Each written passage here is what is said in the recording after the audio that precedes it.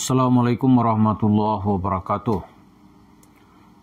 Para pemirsa, Islam yang langgeng dan diterima oleh masyarakat modern itu adalah Islam yang ditampilkan dalam sosok peradaban. Memang Islam itu ada nilai doktrin.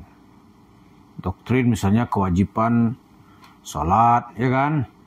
Kewajiban berpuasa, kewajiban mengeluarkan zakat kalau sudah sampai nisab dari setiap usaha. Kemudian ada kewajiban sekali seumur hidup bagi orang yang mampu, yaitu melaksanakan ibadah haji. Tapi selain itu, Islam yang langgeng itu adalah Islam yang mengandung nilai-nilai kemanusiaan. Dan orang yang memahaminya adalah orang yang mempunyai kecerdasan. Nah, Islam yang disampaikan oleh Yusuf Mansur selama ini, Islam yang penuh dengan kebodohan. Islam yang berbentuk penindasan, dan Islam yang hanya bisa dipahami oleh orang-orang yang tidak memakai akal pikiran. Di arena itulah atau di area itulah Yusuf Mansur bermain. Sehingga dia menjadi orang yang sangat kaya dari cerita Islam. Orang mengikutinya hampir dapat dipastikan tidak ada perubahan apa-apa dalam hidupnya. Itulah Islam yang ditampilkan oleh Yusuf Mansur. Seperti kita sering ungkap, Yusuf Mansur itu harus menampilkan Islam di dalam nuansa atau visi yang sangat sadis dan rakus. Karena dia bercerita tentang duit dan kekayaan. Jadi starnya Yusuf Mansur itu adalah bagaimana menguras duit pendengarnya dengan tidak perlu memikirkan akibatnya. Itulah yang terjadi. Hasilnya, Yusuf Mansur itu ya menjadi orang yang sangat kaya. Dia mempunyai ratusan warung steak and shake. Itu hasil dari ya merampok uang jemaahnya atau orang-orang yang pernah menyerahkan harapannya kepada dia. Itulah Yusuf Mansur. Nah, jiwanya yang sangat sadis dan kental dengan suasana perampokan dan penjahat itu diwariskannya juga kepada anaknya. Yang nampak berbakat itu kita lihat adalah Wirda Mansur gitu. Kalau anak yang lain belum muncul ke permukaan, mungkin sedang dikader belajar bagaimana untuk menjadi perampok. Gitu. Kita tunggu aja gitu. Jadi itu suasana Yusuf Mansur yang dicintai oleh orang-orang yang pemikirannya itu sangat sederhana bahkan rendah gitu. Tapi kalau orang sudah mempunyai background keislaman, sedikit walaupun pernah belajar lah gitu, itu nggak ada yang dapat oleh Yusuf Mansur. Karena orang sudah tahu cerita-ceritanya itu bertentangan dengan akal sehat dan hanya bisa diterima bagi orang-orang yang mengosongkan pikirannya. Tapi itu setelah ditinggalkan masyarakat, Yusuf Mansur ini telah ditinggalkan oleh jamaahnya itu setidaknya mulai tahun 2020. Itu sudah ekstrim orang meninggalkannya. Sampai hari ini kita lihat orang-orang sudah berubah ke alam pikiran yang lain dalam memahami Islam. Yaitu Islam yang penuh ramah, penuh dengan cinta kasih kepada sesama, atau apa yang disebut dengan Islam itu adalah hadarah, gitu. Sakafah wal hadarah. Al-Islam laisa faqat dinus syariah, ya kan?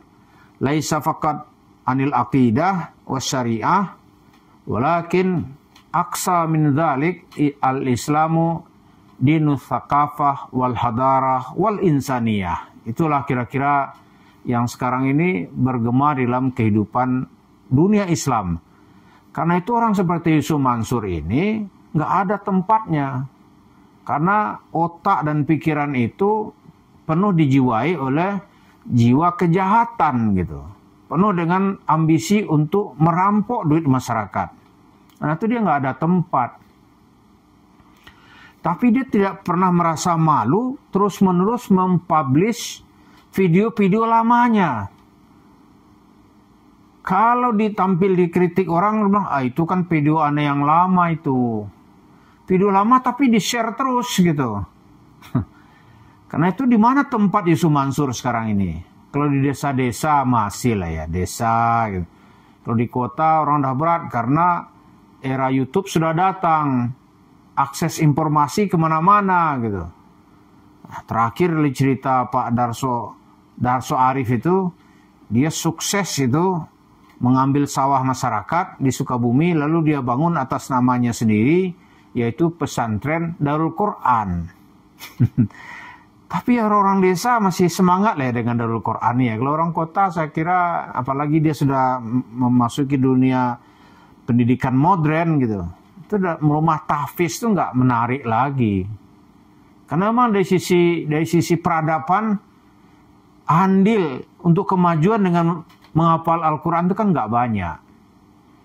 Bahkan ada juga orang menghafal Al-Quran itu membuat mudarat kepada dirinya. Kalau kita lihat nih murid-murid Ali bin Abi Thalib yang masuk kelompok Khawarij, itu rata-rata orang-orang yang hafal Al-Quran. Tapi dia membunuh imam atau pemimpinnya sendiri. Orang Khawarij itu membunuh khalifahnya sendiri gitu. Padahal di mulutnya itu menghafal Al-Quran. Itu baru sekitar 30 tahun setelah ditinggalkan oleh Rasulullah Shallallahu Alaihi Wasallam. Jadi zaman sekarang Yusuf Mansur cerita misalnya nih,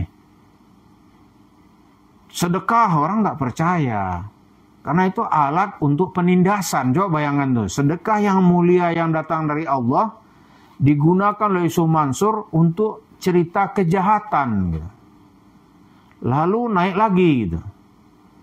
Diajak orang berbisnis untuk kampung akhirat. Ternyata dia memberikan neraka kepada jemaahnya, sementara dia dengan keserakahannya menguasai hidup dengan uang itu untuk hidupan di dunia. Wujud yang paling nyata dari cerita rampok, penipu, penjahat itu ya dia kumpulkan sekarang sebagian besar itu di usaha warung stick and shake. Dia beli tuh franchise, dibikin untuk namanya sendiri. Kenapa Yusuf Mansur tidak mau menyelesaikan masalahnya dengan masyarakat? Karena memang tujuannya itu di awal tuh ngambil duit. Kalau diselesaikan dia kembaliin duit kan gitu kan? Takut sekali dia. Takut sekali dia kalau duit masyarakat yang sudah dia ambil selama ini dikembalikan, dia akan jadi miskin gitu. Wah, mengerikan buat Yusuf Mansur itu, mengerikan. Jadi lu bilang gue kafir, kafir dah, paling gitu aja dia. Bilang gue dajjal, dajjal dah. Lu bilang gue ngerampok, ngerampok deh, suka-suka lu, asal duit dari gue lu jangan ambil, gitulah kira-kira. Tapi pada saat yang sama ya dia cerita, wah ini sedekah banyak sekali. Berarti omong kosong gitu. Membayar gaji karyawannya dia nggak mau. Di pengadilan yang sudah jelas-jelas diputuskan dia nggak mau selesai. Dia harus membayar misalnya nih.